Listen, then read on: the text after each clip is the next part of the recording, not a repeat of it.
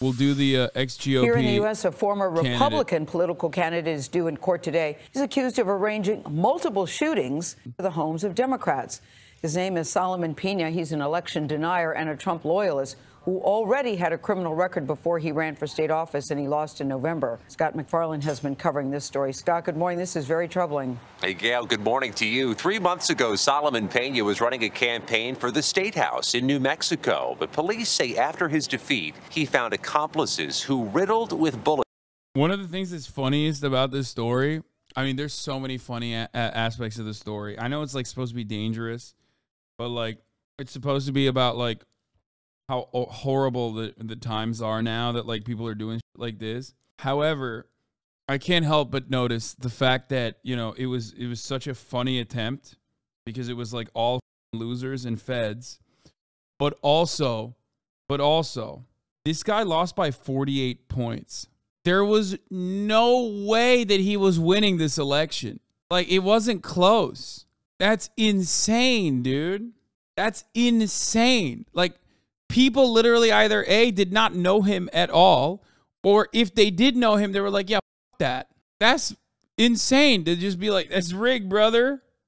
It's the homes of local Democratic officials. They say Peña even tried to fire some of the shots himself.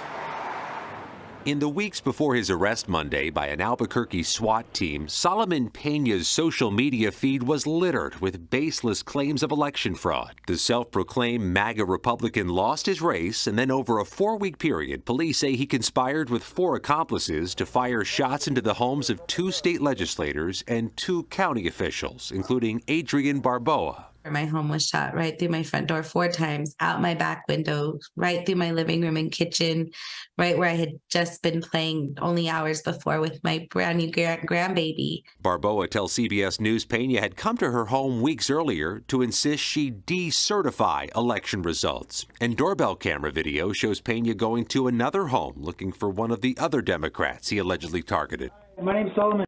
Oh, yeah, he also has the documents, too, which is a staple. You know what I mean?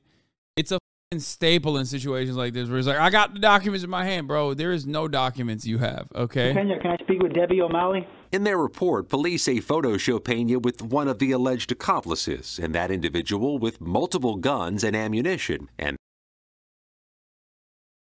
gang, you feel me? He got this dude looking like an ex-FaZe Clan member to do his bidding. Funniest part about this also is that he was in prison for 7 years for burglary, and he could not find like an adequate shooter. Like, he had just such poor networking skills. You know what I mean? Like, that this is the guy you got, FaZe Titty Boy. That's who you got.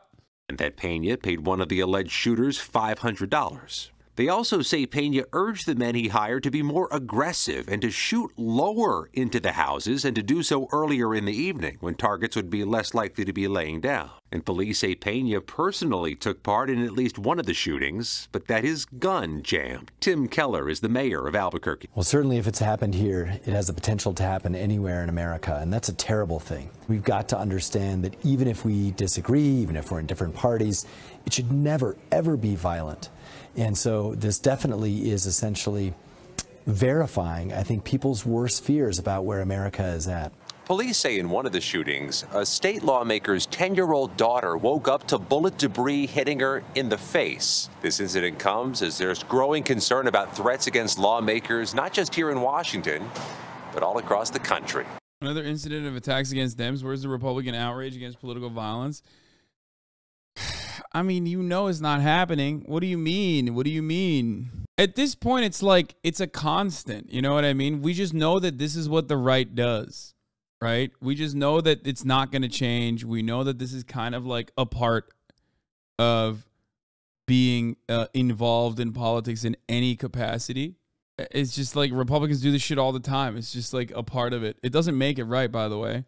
And I myself am like victim to at least threats of this kind of violence, for sure, certainly. I don't know. I don't know what to say. It's just, what do? You just laugh, I guess.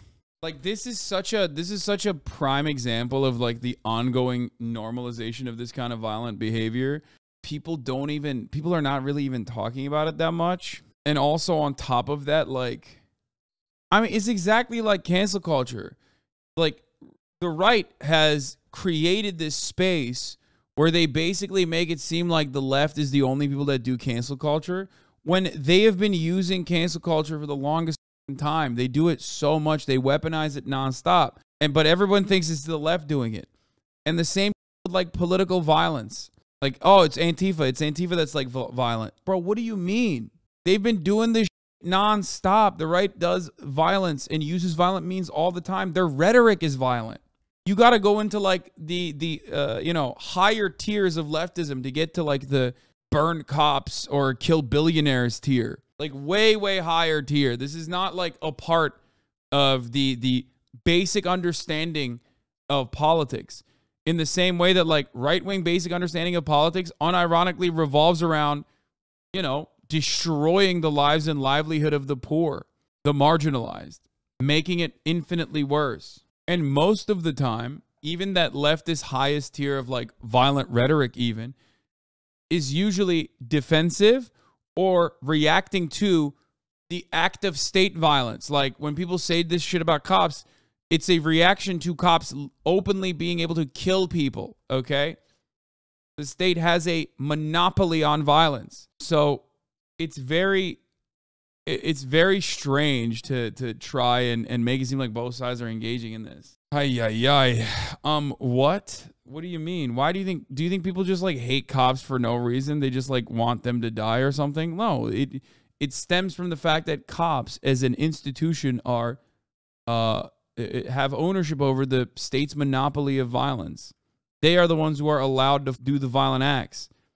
And even then, it's not a fundamental part of like leftist strategy, leftist ideology in general. So that's what I'm trying to say, okay?